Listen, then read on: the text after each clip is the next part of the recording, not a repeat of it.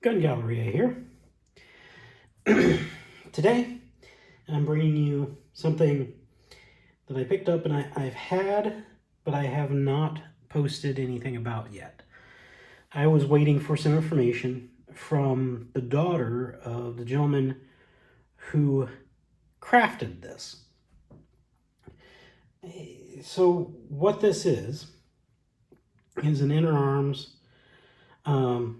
Normally you'd say it's a Mark X. In this case, there's no markings for it being a Mark X or anything. But it is an Interarms and a full Mannlicher stock, topped with a vintage Leopold scope. So this is in 757 Ackley improved. And the gentleman who put this together spent about a year working on this. And you can tell by the quality. He did this engraving on the stock, all the carvings. He did all the fitting. This was somebody who was very serious about the quality of the work they were doing.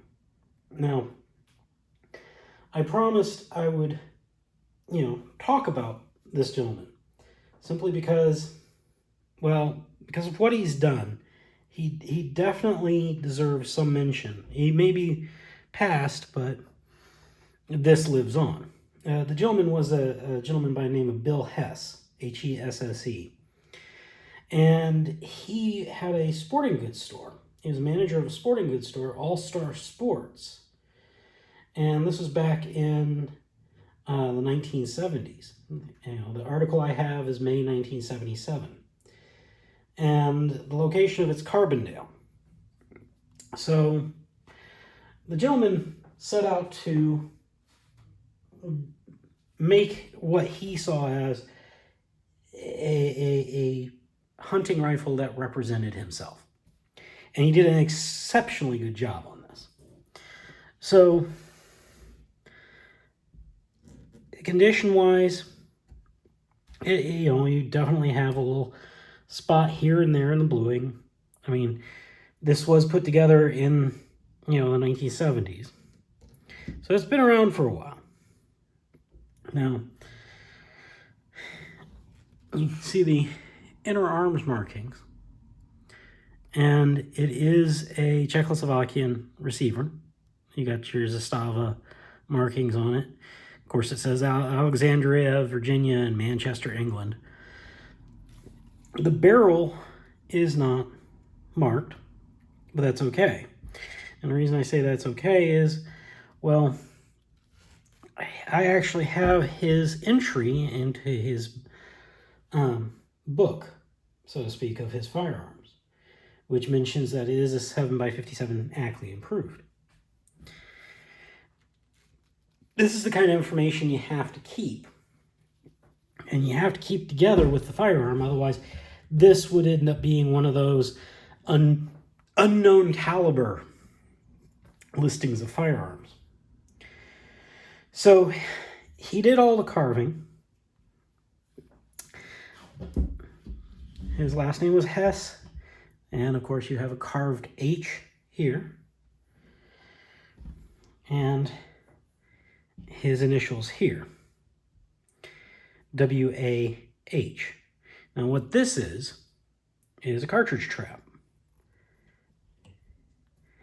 And there is a unprimed fired casing in there. And I'm going to leave that in there because that does help identify what the caliber is of this firearm. If for some reason something were to happen, at least that would remain. Now, these guns were not sold with cartridge traps. So he had to carve out and inlay this cartridge trap. This is a staghorn grip at the base of the grip, the pommel. Now, this was an interesting thing about this rifle that got me based upon I had years of being a coin collector. Here and here are California territorial gold coins. These are not reproductions. There's this one which is octagonal and the other one which is round. And the date on these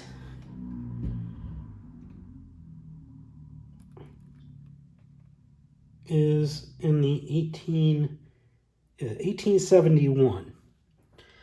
And these were 25-cent, I believe, territorial gold coins. Why he chose to do them, use California territorial gold coins, I have no idea. But in the 70s, they wouldn't have cost a whole lot. You know, gold was not necessarily at a really high price. So, jeweling on the bolt did an excellent job. He even did the follower.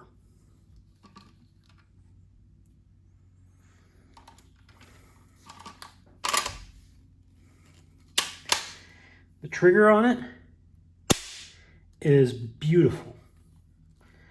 But as you can tell, he put a lot of time and effort into this stock and into that action. So I believe it is an adjustable Seiko trigger. But all in all, it's just a beautiful piece. And I paid for it, which, something like this is somebody's legacy. You know, somebody put a lot of effort in this. And he deserves to be remembered for it. I'd hope that somebody would respect a piece that I put that kind of effort into at some point.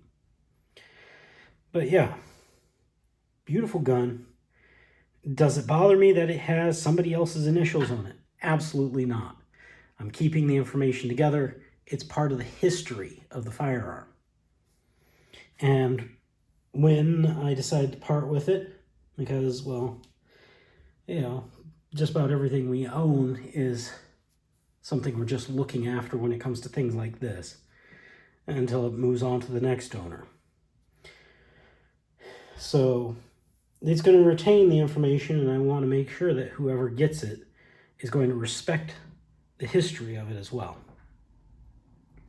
Anyway, just thought it'd be a great piece to show you, something that you can find online every now and then. I have some more interesting pieces showing up, including a 1896 Bannerman shotgun, which is a rather interesting design for a pump action, and there's a really interesting history about that.